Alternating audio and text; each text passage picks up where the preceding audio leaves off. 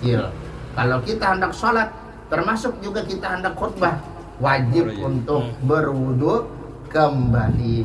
Nah ini di mana rencana nih khutbah kena Jumat ini? Oh, belum mantap. Melihat jadwal ya kalau. Nah ini ada kegampangan. Sebelahnya bang, Mirip. sebelahnya. Ada nih Pak Parakai yang harus sudah. Nah, ingatan ulun lawan bubuhan ulama Sudan ya kalau ada gambaran. Bubuhan ulama Sudan kan nih kayak Sidin kan lah ya kalau. Oke. Sudan dah lebih lah. Lain Sungai Danau lain. Nah Sudan itu di bawahnya pada Mesir itu nah kan gitu nah ke bawah. Nah itu Sudan. Nah jadi kalau Mesir, Libya, Yordania, Aljazair, nah Maroko kan gitu nah. Kemudian lagi ke bawahnya, nah itu kalau yang itu tuh ngarannya Afrika Utara. Nah itu orang kulit putih. Kemudian kalau yang ke bawahnya lagi itu Afrika Tengah. Nah termasuk itu daerah Sudan. Nah kalau ke bawahnya lagi itu Afrika Selatan. Nah jadi kalau di atasnya itu orang-orang kulit putih, nah itu kan orang-orang Arab kebanyakannya. Nah kemudian di ke tengah pun banyak orang-orang Arab termasuk Sudan.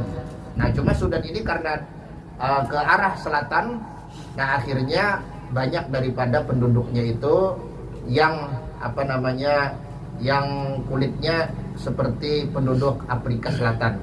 Nah tapi insya Allah hatinya putih-putih kan seperti itu. Sebagaimana Sayyidina Bilal. Nah Sayyidina Bilal itu adalah seorang yang berkulit hitam, mantan budak, tapi hatinya putih, hatinya bersih. Sayyidina Bilal adalah termasuk daripada sahabat Rasulullah yang utama, yang jelas-jelas sahabat Rasulullah SAW yang diistimewakan, yang mana baginda Rasulullah pun mengatakan bahwa engkau lebih dahulu dariku masuk ke dalam surga. Nah dengan sebab apa? Ternyata dengan sebab bahwasanya Sayyidina Bilal senantiasa melaksanakan sholat sunnah wudu. Jadi setiap kali Sidin berwudu, Sidin sholat sunnah. Nah ini termasuk daripada amalan yang sangat bagus untuk kita kerjakan. Jadi bukan cuma sekedar berwudu, tapi juga sholat sunnah sesudahnya dengan niat sholat sunnah wudu. Nah atau misalnya orang yang berhadas besar, maka wajib dia untuk mandi. Berhadas besar karena dia junub misalnya. Junub ini bisa karena keluar air mani, atau bisa juga karena melakukan hubungan suami istri dan lain-lain daripada penyebab-penyebab hadas besar. Nah wat taharatu anin najasati, dan yang berikutnya yang kedua adalah suci daripada najis. Maksudnya najis yang tidak dimaafkan. Fisaubi, baik itu pada pakaian, wal badani ataupun badan, wal makani dan tempat. Nah ini yang kita harus juga berhati-hati. Karena dalam mazhab Syafi'i, masalah daripada najis ini lebih berat daripada mazhab-mazhab lain. Nah jadi agak berat masalah najis ini. Nah ini yang perlu kita ingat, misalnya seperti yang di atas itu kan ada kain ya kalau lah. Nah itu kadang ada tahi cacak. Nah itu perlu juga kita berhati-hati. Karena dalam kaul yang mu'tamad dalam mazhab Syafi'i, tahi cacak itu adalah najis. Nah jadi kalau misalnya kita nih sebagai khotib mengikuti tongkatnya itu mengenai daripada itu kain, yang kainnya itu ada tahi cacaknya, nah maka itu adalah sesuatu yang memudaratkan kepada keabsahan daripada itu khutbah. Atau misalnya memegang daripada tiang-tiang mimbar itu, yang mana tiang-tiang mimbar itu di atasnya ada kain, yang di kain itu ada tahi cacak. Nah jadi kita sebagai pengurus masjid perlu juga berhati-hati supaya khutbahnya itu sah menurut semua kaul, intinya seperti itu, supaya tidak ada perselisihan di kalangan ulama tentang keabsahannya. Nah kemudian yang berikutnya, jadi ini sama aja juga lawan masalah sembahyang. Wajib dalam keadaan suci daripada hadas, baik itu hadas kecil ataupun hadas besar, dan juga daripada najis, baik itu pada pakaian atau pada badan ataupun pada tempat. Nah dan tempatnya itu yang sunnah adalah mimbar. Nah, adapun kalau bukan mimbar ya sah-sah aja Bang, juga kan gitu nah. Nah, cuma yang abdol itu memang tempatnya adalah mimbar. Karena baginda Rasulullah SAW selalu khutbah di atas mimbar. Nah, cuma sekali lagi kalau yang selain mimbar itu hukumnya sah-sah aja. Dan mimbar yang dipakai oleh baginda Rasulullah itu memang seperti yang kebanyakan di tempat kita. Seperti yang kebanyakan di tempat kita dan juga kebanyakan di tempat-tempat lain daripada negara-negara Islam.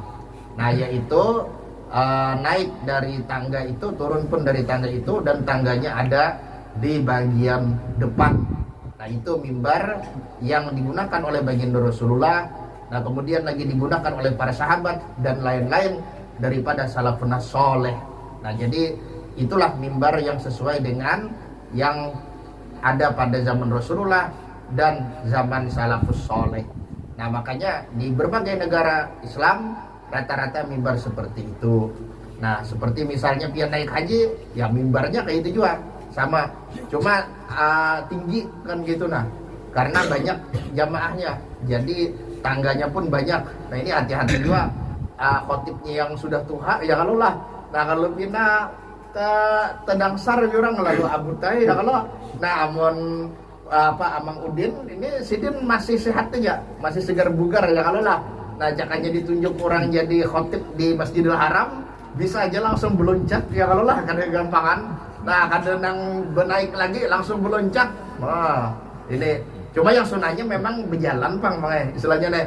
Amun beloncat sah aja juga. Nah, cuma karena orang heboh, Pak jurang nih pendekar dari mana pulang nih, ya kalau gitu. Karena orang heboh. Nah, jadi itu adalah merupakan tempat yang disunahkan di dalam kita melaksanakan khutbah Jumat. Nah, itu yang abdol maksudnya. Tapi bukan berarti yang selain mimbar tidak sah. Tidak. Artinya sah-sah saja. Nah, cuma ya menyalahi daripada sunnah Rasul. Wasatrul aurati, dan kemudian yang ketiga menutup aurat. Nah, sama seperti sholat. Nah, tidak ada beda. Nah, artinya aurat laki-laki itu minimal antara pusat dan lutut. Nah, cuma jangan sekali-kali ya kalau emang lah. Kalau ya Amang Udin misalnya nih dipinta orang khutbah di Masjid Al-Huda. Nah, Sidin mengaji, ya kalau ujar Sidin nih nangarang yang aurat ini lelakian antara pusat lawan lutut aja. Harus sekalinya naik mimbar timbul betapihan aja ya kalau lah kada sing bajuan. Nah, nah itu kada pas ya kalau memang lah. Oke. Artinya memang secara hukum agama, secara syariat itu sudah boleh. Tapi ibaratnya secara etika, secara adabnya itu jelas luput. Sama juga kayak kita sembahyang 5 waktu misalnya, boleh-boleh aja hendak betapihan wara kada berbaju kan untuk lakian nih. Boleh-boleh aja hendak betapihan wara kada berbaju, yang penting bagian antara pusat dan lutut itu tertutupi. Kan seperti itu. Nah, cuma itu adalah gawian yang kada beetika, yang kada beadab. Nah, adab kita di dalam menghadap Allah Subhanahu wa taala tiada lain dan tiada bukan adalah memakai pakaian yang indah-indah, yang bagus-bagus, sebagaimana juga kita menghadap orang-orang besar. Tidak mungkin kita dengan pakaian yang hanya menutupi antara pusat dan lutut. Menghadap wali kota, ya kalau lah betapihan wara, nah ke kantor wali kota sana pasti diusir satpam. Orang nih apa nih, orang gila ajar kah? Nah, ujung-ujungnya kan ditelepon orang, ya kalau lah ditelepon orang, bebuhan mana? Bebuhan rumah sakit Sambang Lihum. Ini apa nih di muka kantor wali kota orang betapihan anak masuk. Nah, ada yang lapas kah? Kan kayak itu. Nah, kemudian kita lanjut. Wal qiyamu 'alal qadiri, dan berdiri atas yang kuasa. Jadi kalau kada kuasa ya kada masalah. Tapi kalau kada kuasa ini maksudnya untuk untuk memisah khutbah pertama dengan khutbah yang kedua itu adalah dengan duduk kan gitu. Dengan duduk berdiam paling kada benar itu minimal adalah sedikit di atas tumakninah. Nah, itu. Jadi tumakninah itu subhanallah, sedikit daripada kadar ucapan subhanallah. Nah, itu minimal daripada pemisah antara khutbah yang pertama dengan khutbah yang kedua. Jadi kalau khotibnya lumpuh, kadang kau berdiri, kadang kau dipaksa, kada masalah inya duduk khutbahnya. Nah, untuk memisahnya, maka sesudah khutbah pertama dia diam sebentar, nah kemudian dia mulai lagi. Nah, ini sama aja seperti sholat fardu.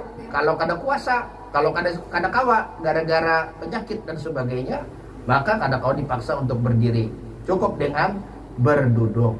Nah kemudian wal julusu, dan yang berikutnya adalah duduk bainahuma, antara keduanya, antara kedua khutbah, fauqa tuma'ninatis sholati, di atas tumakninah di dalam sholat. Artinya kadarnya itu melebihi tumakninah sedikit. Nah itu, jadi kadar tumakninah itu ibarat kita sujud. Nah kita sujud paling kada benar jedanya itu. Nah artinya ketika kita menghadap daripada anggota sujud kita, nah kita berdiam paling kada benar kadar ucapan subhanallah. Nah tapi untuk memisah antara khutbah yang pertama dengan khutbah kedua dengan cara duduknya itu dilebihi sedikit daripada kadar tumakninah. Nah intinya seperti itu. Jadi kadar subhanallah, misalnya subhanallah hanya beberapa detik, dilebihi lagi beberapa detik. Nah maka itu minimal daripada kadarnya. Nah kemudian maksimalnya berapa? Nah ini ada sesudahnya, wal muwalatu bainahuma, dan berturut-turut antara keduanya. Nah antara dua khutbah. Nah artinya apa? Arti berturut-turut ini kada pakai jeda yang lama. Nah jadi lamanya itu berapa? Para ulama mengatakan lamanya itu adalah kadar, nah ini yang lama ini, kadar 2 rakaat yang ringan. 2 rakaat yang ringan itu maksudnya yang rukun-rukun aja. Nah jadi antara khutbah pertama dengan khutbah kedua kita disuruh duduk, tapi duduknya itu jangan sampai mencapai kadar sholat 2 rakaat, yang mana sholat 2 rakaatnya khafifaini, yang ringan atau yang ringkas, yang rukun-rukunnya aja. Jadi mungkin dia sekitar 1,5 menit mungkin, atau 2 menit kurang sedikit. Nah jadi jangan sampai mencapai kadar itu, apalagi lebih. Nah ini kemudian lagi wal muwalatu bainahuma wa bainas sholati, dan mualah juga berturut-turut antara keduanya, antara kedua khutbah dan antara sholat. Nah ini jadi jangan kelambatan gara-gara betunjulan misalnya nih, lalu akhirnya apa? Akhirnya timbul bermenit-menit. Nah ini wajib mengulang dari awal, bukan cuma sholatnya tapi juga khutbahnya. Dari awal khutbah pertama, kemudian khutbah kedua, kemudian baru sholatnya. Terbuang-buang waktu pulang. Jadi jangan sampai jarak antara khutbah kedua dengan sholat itu yang mencukupi untuk kita sholat 2 rakaat yang ringan. Jadi harus kurang daripada kadar itu. Nah jadi ini jangan sampai melebihi dari kadar itu. Nah makanya kita ibaratnya sudah bertentu, kalau jadi panitia masjid, nah sudah ada berjadwal simpulan khotib, simpulan imam. Cuma memang yang abdolnya siapa yang khutbah dialah yang jadi imam, itu yang abdolnya. Bahkan ada yang mengatakan kalau imam itu tidak khutbah, artinya khotib tidak jadi imam, itu hukumnya adalah makruh. Nah ini ada sebagian ulama dalam mazhab Syafi'i yang mengatakan makruh karena menyalahi dari sunnah. Sunnahnya itu siapa yang khutbah itulah yang jadi imam, siapa yang jadi imam itulah yang khutbah. Nah itulah yang dikerjakan oleh Rasulullah, oleh para sahabat, oleh para tabi'in, dan juga para para ulama daripada generasi salafus soleh. Nah kemudian kita lanjutkan, wa antakuna bil arabiyati. Nah jadi ini bukan cuma bukan cuma mualah ini berturut-turut antara khutbah pertama dengan khutbah kedua, kemudian juga dengan sholat, tapi juga antara rukun-rukunnya pun harus mualah. Nah artinya satu sama lain. Nah cuma untuk tertib itu kada wajib. Nah jadi ini yang perlu diingat, tertib antara rukun-rukun khutbah itu tidak diwajibkan. Nah kalau mualah itu wajib, artinya jangan sampai dipisah rukun-rukun khutbah itu dengan hal-hal lain yang tidak ada hubungan dengan khutbah. Nah itu hukumnya adalah wajib. Tapi kalau untuk tertib antara satu rukun dengan rukun yang lain tidak wajib.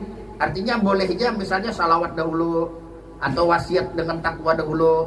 Nah, dibalik-balik yang 5 itu kan rukun khutbah itu yang pertama adalah pujian, misalnya alhamdulillah. Kemudian yang kedua salawat, nah seperti Allahumma sholli ala sayyidina Muhammad. Kemudian yang ketiga adalah wasiat dengan takwa, seperti misalnya ittaqullah atau atiullah dan sebagainya. Nah, ini harus kedua-duanya, khutbah pertama dan khutbah kedua. Nah, tapi tidak ada kewajiban untuk berurutan. Nah, ini yang perlu menjadi catatan bersama. Tidak ada kewajiban sedikit pun untuk berurutan. Nah, kemudian yang berikutnya, yang keempat itu adalah ayat pada salah satu dua khutbah. Dan yang kelima itu adalah doa akhirat untuk yang hadir itu minimal, tapi yang bagus untuk seluruh kaum muslimin dan muslimah. Nah, itu di khutbah kedua. Nah, jadi rukun khutbah ini tidak diwajibkan dengan tertib, artinya dengan berurutan. Bolehnya misalnya ayat pendahulu, atau misalnya ittaqullah pendahulu, nah atau misalnya salawat pendahulu, boleh. Cuma mungkin yang abdolnya lah, yang abdolnya berurutan. Tapi kalau misalnya pian ada mendengar orang khutbah kada berurutan rukun-rukunnya, nah itu kada perlu diributkan karena tidak disyaratkan berurutan. Nah, berurutan arti berurutan ini mendahulukan ini atas ini, mendahulukan ini atas ini, tidak. Nah, adapun berturut-turut memang diwajibkan, artinya jangan sampai ada jeda antara satu rukun dengan rukun yang lain, yang jeda itu tidak ada kaitannya dengan khutbah Jumat. Nah, kalau misalnya yang bahasa Indonesianya, ya itu tidak masalah menurut menurut sebagian ulama. Sekalipun ada sebagian yang lain mengatakan kalau itu bukan bahasa Arab, isinya itu, nah itu bisa juga memisahkan antara satu rukun dengan rukun yang lain, dianggap pemisah. Tapi menurut kalau yang mau tamat tidak dianggap sebagai pemisah. Nah, intinya seperti itu. Nah, kemudian wa antakuna bil arabiyati, dan bahwa adalah dua khutbah itu, artinya setiap khutbah itu harus dengan bahasa Arab, maksudnya rukun-rukunnya. Nah, rukun-rukunnya, jadi seperti ittaqullah, nah itu pakai bahasa Arab. Nah, karena ulun pernah juga ada mendengar, nah ini kawan ada yang menegur, kenapa jadi ditegur oleh orang waktu khutbah? Karena kededa ucapan marilah kita bersama-sama meningkatkan takwa, iman dan takwa kepada Allah. Nah, padahal itu sah saja, karena dengan mengucapkan ittaqullah misalnya, atau usikum wa nafsi bitaqwallah dan seterusnya, itu sudah mencukupi. Karena apa? Karena justru rukun khutbah itu wajib dengan bahasa Arab. Adapun yang tadi yang terjemahannya lah, marilah kita bersama-sama meningkatkan iman dan takwa. Nah, itu bukan termasuk daripada rukun khutbah. Jadi kalau ada orang khutbah kededa ucapan marilah kita meningkatkan iman dan takwa dan seterusnya itu, atau yang sebagainya itu, sebenarnya sah-sah saja selama ada wasiat di dalam muqaddimahnya itu yang merupakan rukun-rukun daripada khutbah. Nah, intinya seperti itu. Nah, yang mana rukun-rukun khutbah itu sekali lagi semuanya wajib dengan bahasa Arab. Nah, kemudian wa ayyusmi'aha arba'ina, dan syarat yang berikutnya, ini syarat yang ke-9, bahwa memperdengarkan ia si khotib akan kedua khutbahnya akan 40 orang minimal, artinya memperdengarkan untuk dirinya sendiri.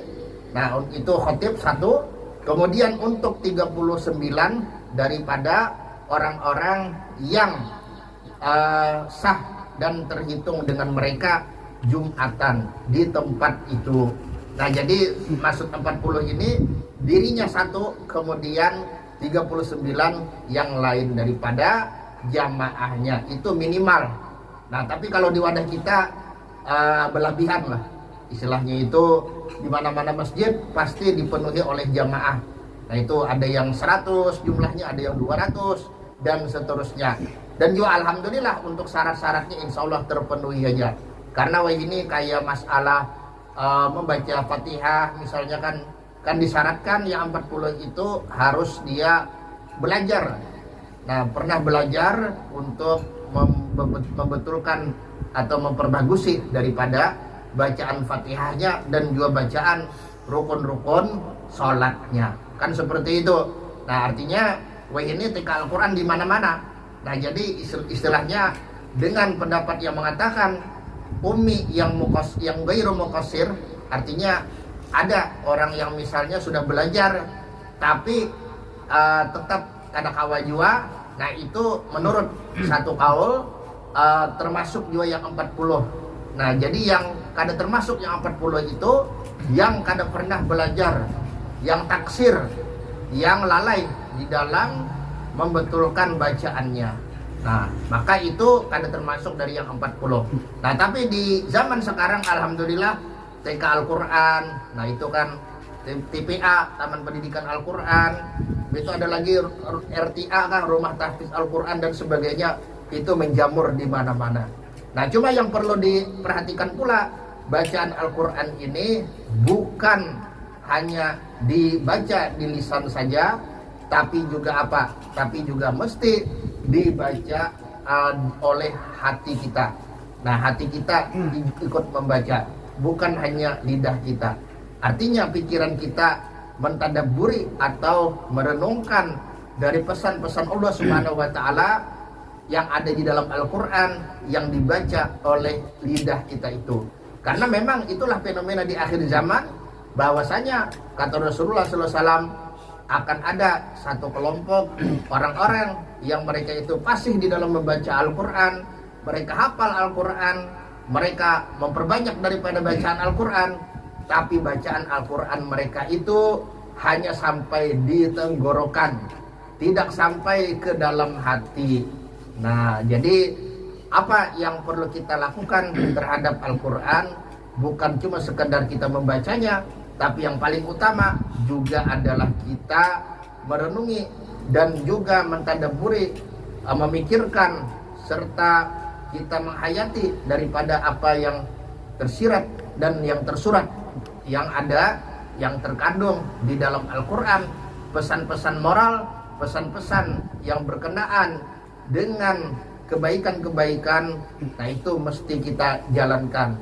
Adapun larangan-larangan, hal-hal yang berupa peringatan-peringatan Allah terhadap berbagai macam keburukan-keburukan, maka itu mesti kita usahakan agar kita jauhi sejauh-jauhnya. Artinya Al-Quran itu bukan hanya sekedar dibaca, tapi juga diamalkan, diterapkan di dalam kehidupan kita sehari-hari. Nah kemudian yang terakhir, wa antakuna kulluha fi waqti zuhri, dan bahwa adalah khutbah itu semuanya, khutbah yang pertama ataupun khutbah yang kedua berada di dalam waktu zuhur. Jangan sampai kesungsungan. Belum lagi waktu zuhur, harus sekalinya si khotib sudah alhamdulillah, si khotib sudah meluncat, ya Allah, meluncat ke atas mimbar, langsung alhamdulillah dan seterusnya. Maka kalau kayak itu keadaannya, maka tidak sah. Kecuali pas sudah ya sudah masuk waktu zuhur, lalu diulangnya pulang. Nah itu kada masalah kalau diulangnya pulang. Nah kemudian banyak yang berkaitan dengan masalah khutbah ini, diantaranya adalah tentang mengulangi rukun khutbah di akhir daripada khutbah pertama. Nah itu apakah termasuk daripada perbuatan sunnah atau bagaimana, kan yang sering dipertanyakan. Nah maka itu bisa dibilang sebagai sesuatu yang disunahkan. Nah kenapa? Karena di dalam mazhab Syafi'i sendiri terdapat perbedaan pendapat mengenai isi khutbah. Maksud isi ini bukan rukunnya, kandungannya. Nah pesan-pesan yang disampaikan di dalam khutbah yang bukan berbahasa Arab, berbahasa Ajam, apakah dia itu akan memutuskan daripada mualah, artinya dengan dihalat oleh pesan-pesan berbahasa Indonesia itu, akhirnya tahalat antara khutbah yang pertama, rukun-rukunnya itu dengan istilahnya itu duduk. Nah tahalatnya lawas dengan duduk yang memisah antara dua khutbah. Nah maka itu memang terjadi perbedaan pendapat di kalangan ulama dalam mazhab Syafi'i. Ada yang mengatakan itu memang memutus daripada mualah, artinya menyebabkan kada dihitung lagi berturut-turut yang namanya rukun-rukunnya itu, karena diselingi oleh ucapan-ucapan yang bukan berbahasa Arab. Nah ini menurut satu pendapat. Nah kemudian menurut pendapat yang lain, dan ini bisa dikatakan pendapat yang mu'tamad, nah sekalipun itu pesan-pesan berbahasa bukan berbahasa Arab, itu tidak memutus kepada mualah. Artinya tetap dianggap itu satu kesatuan, sehingga kadang dianggap menyelingi daripada rukun-rukun khutbah. Intinya seperti itu. Nah, sehingga untuk keluar daripada perbedaan pendapat ini, bisa saja kita mengulanginya di sebelum kita duduk. Nah, sebelum kita duduk, yang mana duduk itu adalah merupakan salah satu daripada syarat sahnya Jumat, yaitu duduk untuk memisah antara khutbah pertama dengan khutbah kedua. Nah, jadi adapun itu sebagian khotib yang mereka mengulangi rukun khutbah sebelum selesai khutbah pertama, itu memang ada dasarnya. Nah, artinya itu adalah hal yang bagus, hal yang memang sesuai dengan kaidah al-khuruju minal khilaf mustahab. Artinya keluar daripada perbedaan pendapat itu hukumnya adalah disunnahkan. Nah, adapun yang kada mengulang juga kada perlu diributkan. Nah, karena memang pendapat yang mu'tamad, yang pesan-pesan berbahasa Indonesia atau berbahasa lain selain daripada bahasa Arab, itu juga tidak masalah, tidak mengganggu daripada mualah, syarat mualah. Nah, antara rukun-rukun khutbah dengan duduk. Nah, duduk antara dua khutbah. Nah, kemudian dengan khutbah yang berikutnya, kan seperti itu. Nah, adakah kira-kira yang Anda ditakutkan? Silahkan. Nah, mungkin sekitar seperempat jaman lagi. Nah, adakah kira-kira pertanyaan? Silahkan ya. Karena sesudah ini kita akan masuk kepada bab tentang jenazah. Nah, ini tentang kematian, di mana kematian itu pasti tidak ada yang meragukan daripada kematian.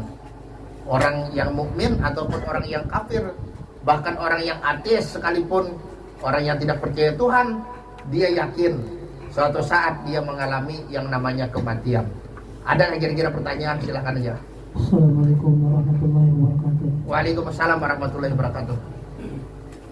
Pada sholat Jumat biasanya kan azan pertama, sesudah habis azan pertama itu kita sholat sunnah gitu.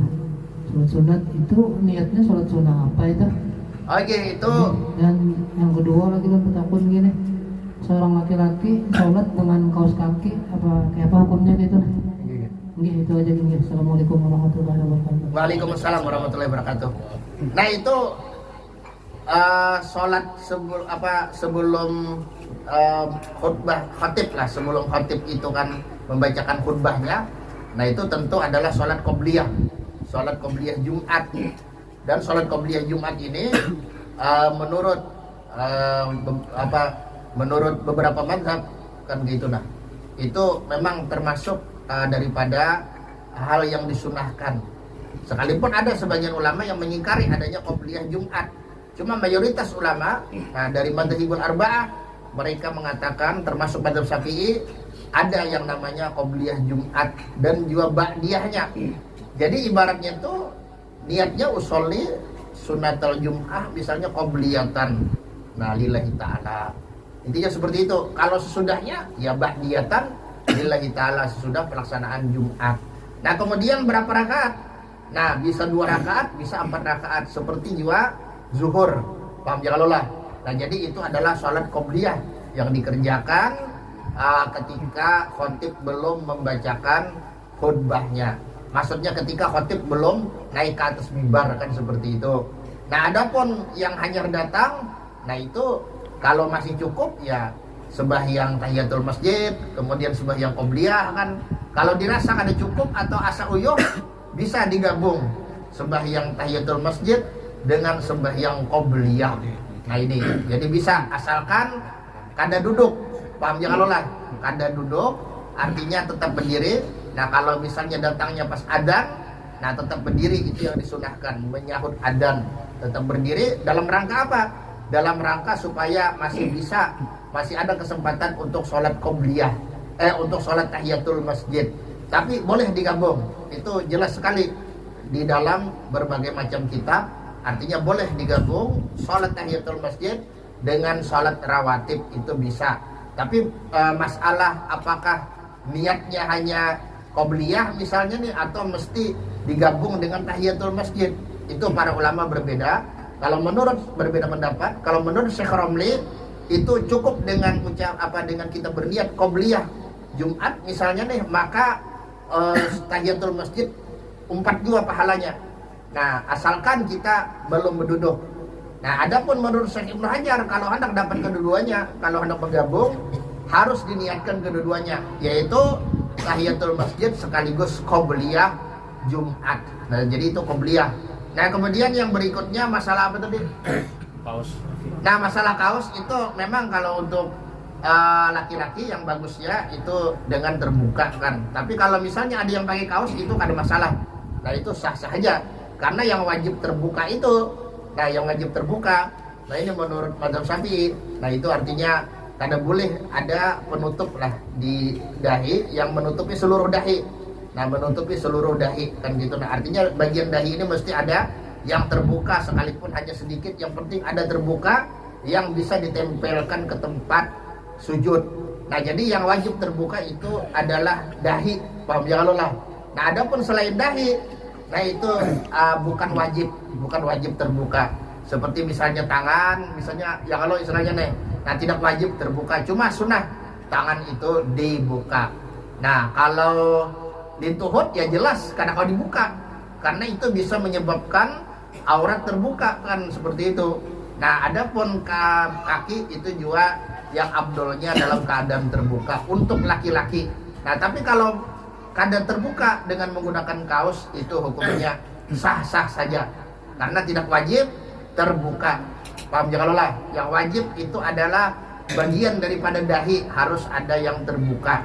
Jangan sampai bagian daripada dahi seluruhnya tertutup sehingga tidak menempel pada tempat sujud. Nah, intinya gitu. Jadi hukumnya ya sah-sah saja pakai kaos kaki kan gitu nah untuk laki-laki. Cuma yang bagusnya, yang abdolnya itu dilepas itu aja. Ada nggak lagi kira-kira pertanyaan?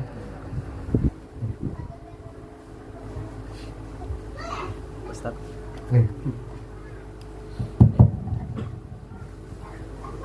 Pertanyaannya itu siapakah sih yang boleh khutbah? Apakah orang yang boleh khutbah itu orang yang punya keilmuan agama yang bagus atau orang biasa aja tetapi ketika dia memahami rukunnya itu dia tetap bisa khutbah? Soalnya di tempat ulun itu di masjid-masjid kampus itu biasanya ada kayak dosen gitu yang bisa khutbah.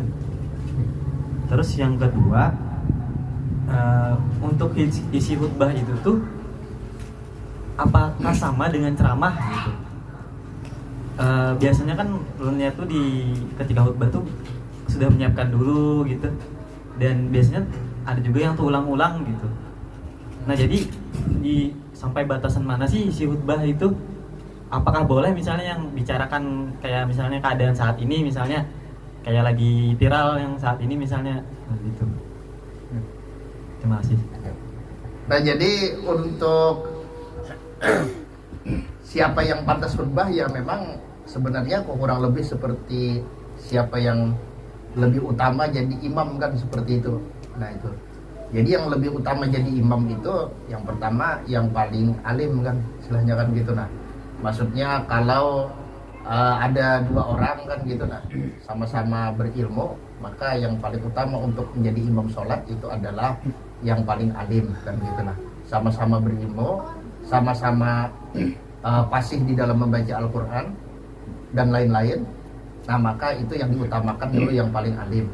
Kalau sama-sama alim, nah maka yang diutamakan itu yang paling fasih bacaan Al-Qurannya. Nah, kalau misalnya sama fasih ya yang paling banyak hafalannya lah kan seperti itu. Nah, kemudian diantaranya lagi kalau sama-sama juga itu banyak urutannya. Diantaranya yang paling bagus nasabnya kan seperti itu. Nah, nasab satu dari Arab, satu dari non Arab misalnya kan, atau dari Quraisy misalnya, itu yang lebih abdol artinya untuk menjadi imam. Al-aimatu min Quraisy. Nah, artinya imam-imam itu diambil dari Quraisy karena baginda Rasulullah itu memang orang Quraisy. Nah, tapi itu masalah keabdolan aja, bukan masalah kelayakan kan seperti itu. Masalah jadi itu ada memang urutan-urutan untuk yang lebih utama menjadi imam itu siapa-siapa, kriteria-kriterianya diantaranya seperti yang digambarkan tadi kan begitu. Nah, tapi kalau untuk kelayakan khutbah itu sebenarnya siapapun yang memahami rukun-rukun khutbah, memahami syarat-syaratnya kan seperti itu, memahami hukum-hukum daripada khutbah itu, nah hal-hal yang misalnya membatalkan dan seterusnya dia paham. Nah sekalipun misalnya ya kadang mesti harus ibaratnya orang yang sangat dalam ilmu agamanya kan seperti itu, atau misalnya sangat bagus bacaan Al-Qur'annya kan tidak mesti. Yang penting yang namanya layak itu apabila dia memang mengerti syarat-syaratnya, rukun-rukunnya, hal-hal yang membatalkannya, dan juga dia itu bisa menyampaikan khutbah dengan benar, artinya sesuai dengan syarat-syaratnya tadi, seperti misalnya bahasa Arab. Nah maksudnya dia menyampaikan rukun-rukun khutbah yang diwajibkan berbahasa Arab itu dengan benar, seperti mengucapkan alham. Nah itu kan bukan alham kan, kalau alham itu pakai huruf H, tapi alham dengan huruf H kan seperti itu. Nah selama dia bisa mengucapkan rukun-rukun khutbah dengan benar sesuai dengan makhrajnya dan juga paham tentang hukum-hukumnya, maka itu dia sudah layak untuk menjadi khotib kan seperti itu. Jadi yang disebutkan tadi itu masalah yang utama. Nah adapun masalah kelayakan, siapa yang layak, itu adalah yang penting dia paham tentang hukum-hukumnya dan juga bisa melaksanakannya dengan benar. Ibarat di antara syaratnya itu bahasa Arab, dia menuturkannya dengan bahasa Arab yang benar sesuai dengan makhrajnya. Nah dia seperti itu. Nah kemudian masalah yang tadi isi khutbah ya ibaratnya itu kan di luar dari rukun-rukun khutbah. Nah adapun Rasulullah SAW itu memberikan contoh bahwasanya khutbah beliau itu padat dan ringkas tapi padat. Nah ringkas dan padat artinya kata-katanya, lapat-lapatnya itu ringkas tapi kandungannya itu padat, maknanya itu luas kan seperti itu. Nah itu termasuk daripada kesunahan. Nah jadi bukan kewajiban, bukanlah kesunahan atau keabdolan khutbah, itu adalah sesuai dengan yang dicontohkan Rasul, ialah dengan kata-kata yang ringkas saja tapi mengandung makna yang mendalam. Tapi kalau misalnya ada orang yang khutbah panjang itu sah-sah aja juga, karena tidak ada satupun ulama yang mensyaratkan harus khutbah itu pendek, tidak ada. Yang ada itu adalah masalah keabdolan. Yang abdolnya itu khutbah sesuai dengan cara Rasul, yaitu lapatnya sedikit tapi maknanya banyak, maknanya luas. Nah kalau membahas masalah hal-hal yang kekinian itu pun karena masalah juga kan sebenarnya toh, artinya kadang mengganggu juga daripada keabsahan Jumat. Nah cuma mungkin karena kita ini di negara hukum, artinya khutbah kita ini ya dikontrol juga Bang ya, kalau lah jangan istilahnya di atas mimbar lalu apa ngarannya berbicara yang pembicaraan kita itu sifatnya provokatif ya, kalau lah ujung-ujungnya kalau kita diambili orang bandara ya kalau apa berjani ya, kalau lah kalau bina imbah keluar masjid haro di jemput orang kan ngalih juga ya kalau lah. Nah jadi ibaratnya itu khutbah itu ya yang paling abdol itu adalah yang lapatnya singkat, kata-katanya singkat tapi maknanya mendalam. Kalau membahas masalah yang kekinian itu boleh-bolehnya juga ada larangan, bahkan itu sangat bagus lah menyesuaikan dengan kondisi. Seperti misalnya pada bulan ini, bulan Muharram kan kita sedikit membahas tentang tahun baru Islam, atau misalnya pas ini juga bulan Agustus kita sedikit membahas tentang kemerdekaan. Artinya kemerdekaan yang hakiki itu yang di sisi Allah Ta'ala kemerdekaan dari apa? Karena kan kita kadang hanya merdeka secara fisik, tapi kita masih terjajah secara mental ya kalau lah istilahnya nih. Nah ini buktinya banyak daripada anak-anak remaja dan juga para pemuda-pemudi yang terjatuh ke dalam jurang-jurang kemaksiatan, artinya masih dijajah oleh hawa nafsu. Tak sedikit daripada anak-anak muda yang mencandu narkoba misal, atau yang melakukan pergaulan bebas. Nah kemudian lagi misalnya ada yang LGBT dan seterusnya. Nah ini menunjukkan bahwasanya moral kita sedang terjajah. Nah mudah-mudahan lah ya, kalau istilahnya nih, artinya bulan Agustus ini Allah Ta'ala memberikan kemerdekaan yang hakiki untuk kita semua bangsa Indonesia. Amin ya Rabbal Alamin. Adakah lagi kira-kira pertanyaan? Ya. Aman kerja nyaman ditutup ya, kalau adzan bang sudah kada apa-apa. Kada apa-apa ada aja waktunya. Gitu. Assalamualaikum warahmatullahi wabarakatuh. Waalaikumsalam warahmatullahi wabarakatuh. Masalah akad gurai, kita kan sering makan di warung, minum, segalanya. Kan di agama kita harus akad. Kadang-kadang kita bisa ada akad, dijualin. Kadang-kadang gitu nah. Makan dulu kadang-kadang lah. Hanya bayar, bakat gitu nah. Tapi kadang bisa juga ada bakat gitu. Lupa bakat gitu nah. Langsung buka aja sudah makan minum. Nah itu kan apa masalahnya itu nah.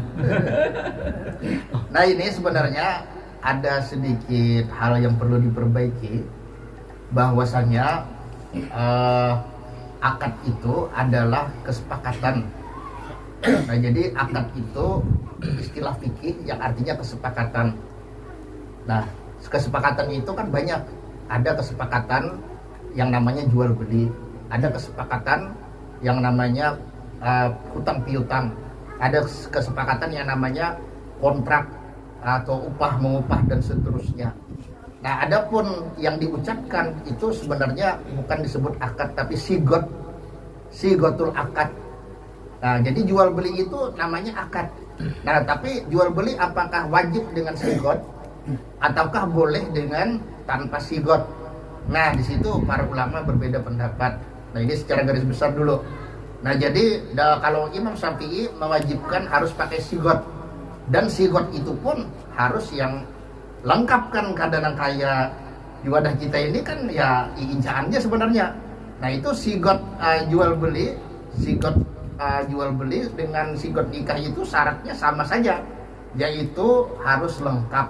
Nah ibarat orang nikah kan gitu nah kada mau artinya nikahlah, kada dah istilahnya kan gitu. Nah kalau memang artinya nikah, akad apa yang namanya sigot, akdun nikah itu adalah si walinya misalnya mengatakan aku kawinkan engkau dengan putriku si Anu binti Anu kan seterusnya.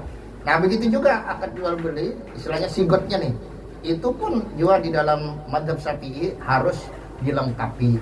Nah kalau bahasa Arabnya bi tuka hada bi kada. Nah aku jual kepadamu ini barang dengan harga sekian. Nah kemudian yang menyahut bolehnya dengan seringkas, misalnya naam ya misalnya, atau misalnya qabil itu aku terima misalnya kan, atau misalnya istara itu dan seterusnya lah, itu kalau pakai bahasa Arab kan gitu. Nah jadi sebenarnya yang kita gunakan pun sebenarnya kadang memenuhi syarat juga sesuai dengan kriteria yang disebutkan dalam kitab-kitab fikih kan gitu. Nah karena apa? Karena itu harus sesuai, artinya harus memenuhi rukun-rukunnya yang diantara syarat-syaratnya kan. Syarat-syaratnya itu adalah diantaranya dengan sigot fi'il kan, seperti itu fi'il madi. Nah itu kalau bahasa Arabnya. Nah kemudian lagi dengan adanya kaful khitab. Kaful khitab itu maksudnya pian atau kamu atau engkau kan, seperti itu.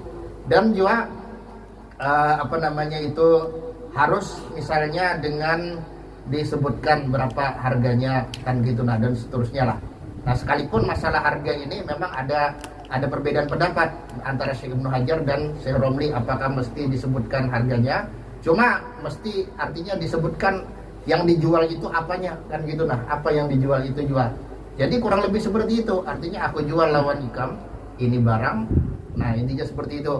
Nah tapi kalau hendak keluar dari khilaf disebutkan juga harganya dengan harga sekian kan, seperti itu. Itu yang dituntut di dalam mazhab kita. Artinya Imam Syafi'i mewajibkan harus seperti itu. Nah adapun yang satunya itu satu pendapat, artinya boleh dengan mu'atoh.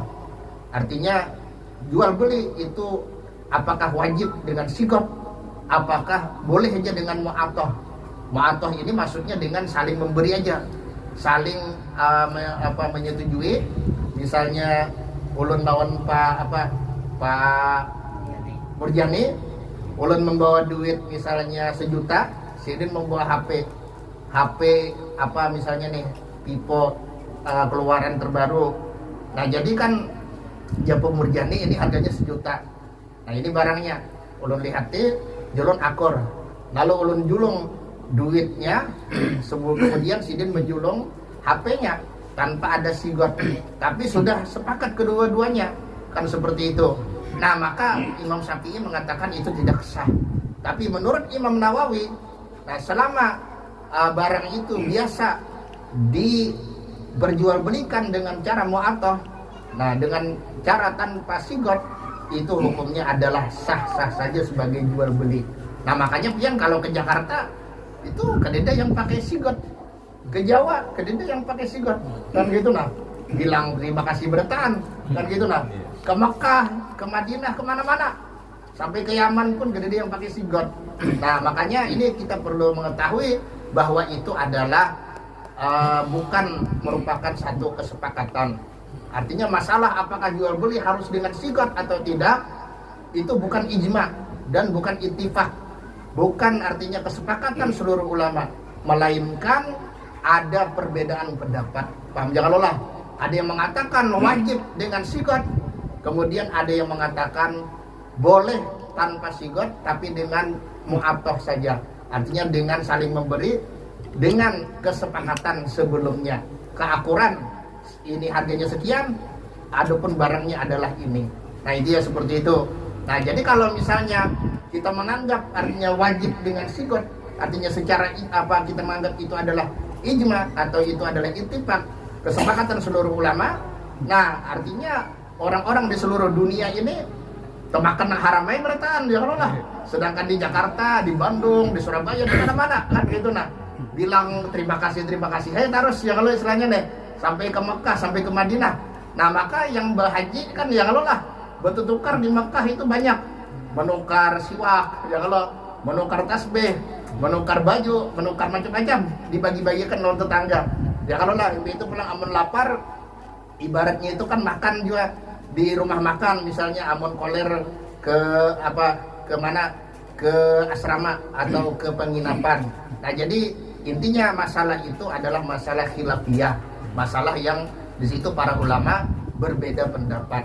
Nah adapun masalah yang makan dulu kemudian bayar, itu pun juga masalah khilafiyah, masalah perbedaan pendapat, intinya kayak itu. Nah yang penting kita sudah tahu harganya berapa, kan bayangannya berapa, intinya seperti itu. Nah jadi itu ada khilafiyah. Tapi kalau kita hendak berhati-hati, memang sudah semestinya kita artinya di dalam berjual beli dengan disertai sigot, kan seperti itu. Dan juga kalau kita makan di warung, nah sebaiknya kita apa namanya bayar berdahulu, kan gitu kan, atau paling kada nah kita mengetahui apa namanya sudah istilahnya melapatkan daripada sigot jual belinya itu, kan itu kalau kita ada berhati-hati. Nah cuma sekali lagi ini adalah masalah khilafiyah, masalah yang di situ para ulama juga berbeda pendapat. Nah jadi kada sepakat seluruhnya masalah itu tuh, artinya ada perbedaan. Nah karena itu bang tadi, dan itu yang dipakai orang di mana-mana di seluruh penjuru dunia, itu yang membolehkan jual beli dengan mu'atoh, dengan tanpa ada sigot, itu seluruh dunia dipakai orang. Nah istilahnya kan kalau di Jakarta kan kededa ya kalau lah, yang rancak ke Jakarta, yang rancak ke Surabaya, yang rancak ke Bandung, atau yang rancak ke Mekah dan sebagainya. Nah kalau kita menganggap itu adalah jual beli yang tidak sah, berarti seduniaan ini bakal masuk surga, bakal masuk neraka ya kalau lah. Mungkin kita aja yang masuk surga ya kalau kan seperti itu. Nah jadi sekali lagi untuk masalah itu adalah masalah khilafiyah, masalah yang terjadi perbedaan pendapat di kalangan a'imah, di kalangan imam-imam. Nah mungkin karena sudah sudah landung, nah sudah Isya ya kalau lah, sudah lewat beberapa menit, jadi ulun mohon diri, insya Allah akan kita sambung lagi minggu depan, maksudnya malam Kamis depan. Kalau ada salah dan khilaf ulun mohon maaf.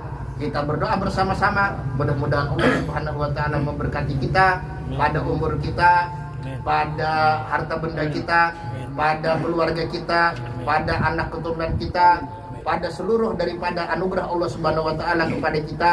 Dan juga yang paling utama kita berdoa mudah-mudahan Allah Subhanahu wa taala menetapkan iman kita hingga kita meninggal dunia dalam keadaan husnul khotimah dan akan masuk ke dalam surga tanpa hisab atau dengan hisab yang mudah bersama baginda Rasulullah dan segenap orang-orang yang diridai oleh Allah. Sekali lagi kalau ada salah dan khilaf ulun mohon maaf. Ala hadhihi niyah wa ala mana wa bi salafuna salih wa ila hadratin nabi sallallahu alaihi wasallam al-fatihah. A'udzu billahi minasyaitonir rajim. Bismillahirrahmanirrahim.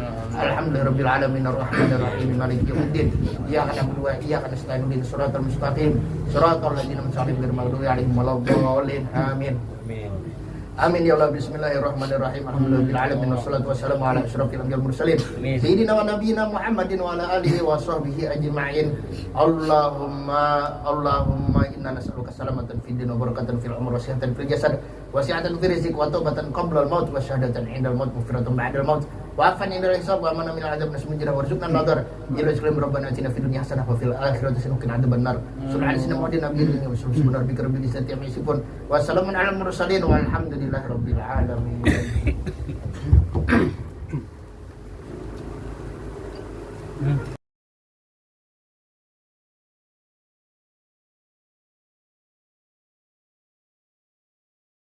Mm-hmm.